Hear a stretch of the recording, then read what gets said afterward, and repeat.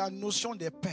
Le mot père veut dire beaucoup de choses. Ça peut être ton père biologique, ça peut être ton père adoptif, ça peut être ton père spirituel, ça peut être un ancêtre, ça peut être ton père dans le Seigneur, dans la foi. Parce que dans la Bible, la notion de paternité spirituelle est une réalité biblique importante qu'il faut connaître. Lorsqu'on parle de père ou de paternité spirituelle, elle est souvent mal comprise, parfois mal interprétée. Oui, parfois bien aimée. Il y a une certaine exagération. Lorsqu'on parle de père spirituel, elle est utilisée à mauvais escient. Mais si tu n'as pas compris la notion des pères dans la Bible, tu vas penser que celui que tu appelles Père est Dieu. Dieu est le Père suprême. Jésus-Christ est le médiateur, le seul médiateur entre Dieu et les hommes. Mais il nous a montré que Dieu a établi des hommes et des femmes mûrs pour accompagner, former et faire grandir son peuple et ses enfants. Le Père spirituel ne remplace jamais Dieu ni Christ. Son rôle est de faire grandir les croyants de la foi. Donc, quelqu'un que tu appelles Père, s'il ne te fait pas grandir, ce n'est pas un Père. Éphésiens 3, versets 14 à 15. Paul dit, je fléchis les genoux devant le Père de qui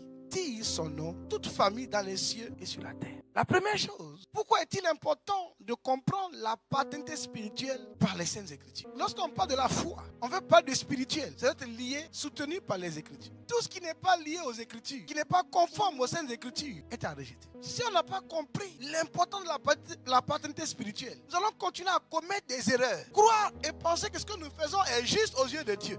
Sans une compréhension biblique, certains passent le temps à idolâtrer les hommes. D'autres même refusent toute autorité spirituelle. Il y a certains qui suivent des faux docteurs et deviennent des indépendants et des personnes vulnérables. Parce qu'ils n'ont pas compris la paternité spirituelle. Dieu dit, mon peuple est détruit parce qu'il lui manque la connaissance.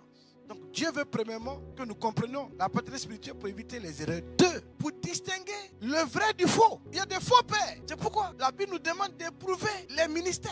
1 Jean 4, verset 1. Il faut savoir distinguer les vrais du faux. Matthieu 5, verset 15 à 20. Dieu ne veut pas que son peuple soit dans l'erreur. C'est pourquoi Dieu il nous a donné sa parole. La troisième chose, pourquoi il est important de comprendre la paternité spirituelle, c'est pour grandir spirituellement. Une personne qui ne veut pas grandir spirituellement n'est pas un père. La maturité vient grâce à l'enseignement, à l'encouragement, à la correction et à l'exemple. Quand je dis que je suis père, je peux vous amener à grandir par les enseignements, par les encouragements, par la correction. Un père qui aime son fils le corrige. Le but de Dieu, lorsque je deviens père, pas par ma volonté, pas par ma position, pas par mes capacités, mais par la volonté de Dieu, je dois faire grandir les gens dans la foi. Une personne qui ne peut pas grandir dans la foi n'est pas un père. L'importance de comprendre la paternité spirituelle, 1, c'est pour éviter les erreurs. 2, c'est pour distinguer le vrai du faux. 3, c'est pour grandir spirituellement. Lorsque vous ne comprenez pas le contexte naturel, il sera difficile pour vous de comprendre le contexte spirituel. Un père pour moi, quand je dis que mon père, c'est quelqu'un qui m'a élevé. Bravo. C'est quelqu'un qui m'a fait grandir. C'est quelqu'un qui m'a transmis des valeurs, une éducation. Donc je l'appelle mon père. Ça, c'est le contexte naturel. Donc, quand il vient dans le contexte spirituel, c'est un qui m'a amené dans le Seigneur, qui me fait grandir, mais qui me corrige aussi. Un père ne peut pas dire oui à tout. Qu'est-ce qu'un père spirituel? Un père spirituel est une personne qui est d'abord appelée par Dieu, mature dans la foi. Ce qu'on dit, quand on parle dans l'église, on parle du spirituel, c'est lié d'abord à la personne de Dieu. C'est pourquoi on dit spirituel, parce que Dieu est esprit. Vous devez comprendre le langage de Dieu. D'abord, c'est une personne qui a reçu un appel de Dieu. C'est pas quelqu'un qui s'est levé un matin, qui s'est proclamé et dit maintenant qu'il est père. D'abord, il a été appelé par Dieu. Il est mature dans la foi. Une personne immature n'est pas un père. Amen. Deuxièmement, troisièmement, il engendre des fils. Quatrièmement, il forme ses enfants. Il les accompagne, il les corrige, il les encourage, il les aide à aider d'autres personnes aussi à grandir jusqu'à atteindre la maturité. Et qui n'a pas la maturité n'est pas un père. Et qui s'est fait appeler serviteur n'est pas un père. Parce qu'un père, c'est celui qui engendre des fils. Par quoi? Par l'évangile. Des gens que tu n'as pas engendrés par l'évangile. Tu dis que tu es leur père. Tu n'es pas père par prophétie. Beaucoup se font passer pour des pères parce qu'ils donnent des prophéties. Donner une prophétie ne veut pas dire que tu es père.